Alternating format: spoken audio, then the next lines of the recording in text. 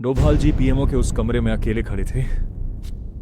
कमरे में हल्की नीली रोशनी फैली हुई थी और सामने टेबल पर एक सील्ड फाइल रखी थी, लाल कवर, और उस पर सिर्फ 3 शब्द लिखे थे, ऑपरेशन अग्निरेखा।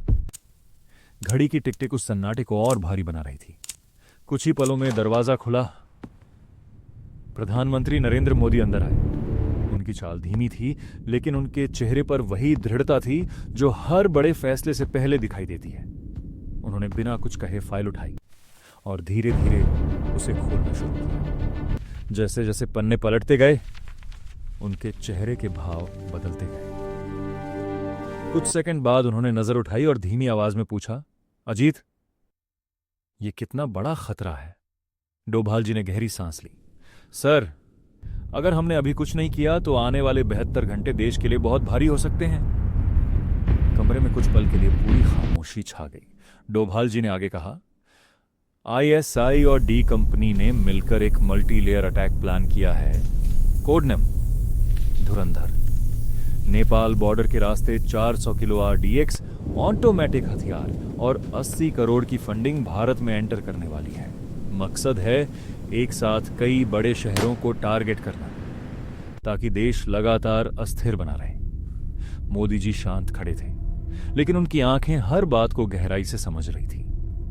यह कब होगा? उन्होंने पूछा। 26 फरवरी सुबह 4 बजे, डोभाल ने जवाब दिया। और इस बार सबसे खतरनाक बात यह है कि धुरंधर खुद ट्रक चला रहा है। कमरे का माहौल और भारी हो गया। कुछ सेकंड की चुप्पी के बाद डोभाल जी ने कहा, लेकिन सर, हमारे पास भी एक एसेट है, मेजर राघव। पिछले 8 साल से कराची में अंडरकवर लियारी गैंग के अंदर, इतना अंदर कि दुश्मन उसे अपना मानता है। मोदी जी ने पहली बार हल्का सा सिर उठाया। क्या वो भरोसेमंद है? सर, उसने कभी हमें निराश नहीं किया।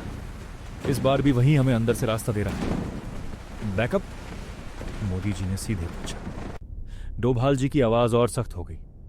कोई नहीं सर, अगर यह मिशन फेल हुआ तो हमें यह भी नहीं पता चलेगा कि हमला कहां से हुआ। कुछ सेकंड और फिर फैसला हो गया, प्रोसीड। बस एक शब्द, लेकिन वही आदेश था। उसी रात यूपीएसटीएफ को एक गुप्त कॉल गया। 48 घंटे बिना शोर, टारगेट गायब होना चाहिए, कोई लीक नहीं। अगले 48 घंटे, ना कोई खबर, ना कोई हलचल, लेकिन सिस्टम के अंदर सब कुछ तेजी से चल रहा था। और फिर यूपी का सबसे बड़ा कनेक्टर बिना किसी शोर के उठा लिया गया। कराची, रात का अंधेरा, सुनसान गली, और वहां खड़ा था मेजर राघव। उसके सामने था धुरंधर। रूट क्लियर है? राघव ने कहा। इस बार मैं खुद ट्रक लेकर जाऊंगा। धुरंधर हल्का सा मुस्कुराया। मुझे तुम पर भरोसा है। 26 फरवरी सुबह 3:58, नेपाल बॉर्डर। चारों तरफ हल्की धुंध, सन्नाटा, और बीच में खड़ा एक ट्रक। उस ट्रक में सिर्फ माल नहीं, मौत भरी थी।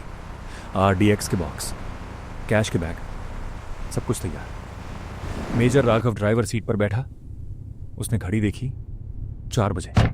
उसने हल्का सा इशारा किया और अगले ही सेकंड चारों तरफ से हलचल शुरू हो गई।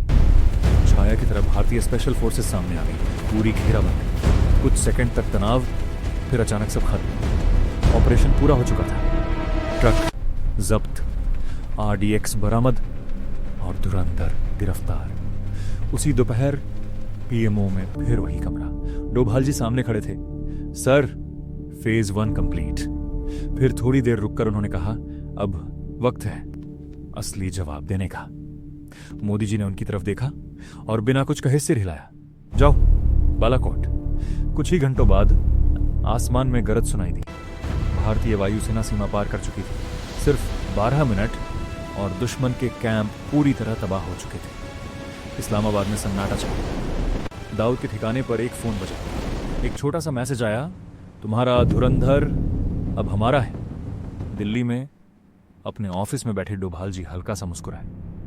ना कोई शोर, ना कोई क्रेडिट, सिर्फ देश। कुछ ऑपरेशन इतिहास में लिखे नहीं जाते, लेकिन उन्हीं की वजह से इतिहास बदल जाता है। भारत अब सिर्फ सहता नहीं, जवाब देता है।